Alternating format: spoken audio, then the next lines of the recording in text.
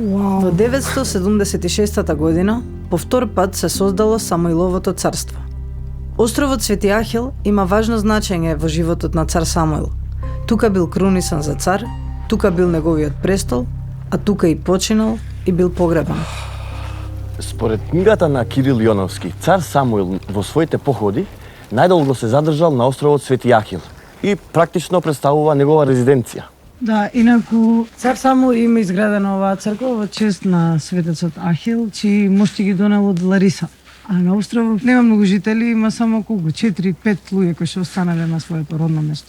Толку 5 максимум. Ти можеш да бидеш шестиот жител ако сакаш, ако си земеш грчки пасош.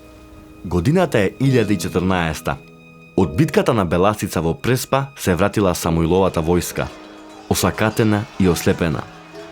Кога ова го видел цар Самуил, според преданијата легнал болен.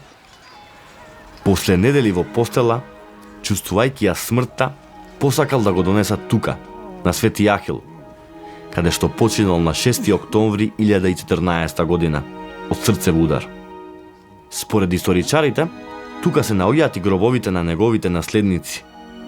Постојат тези дека тука е и гробот на Хомер, творецот на Илијада и Одисеја, ама да не претеруваме.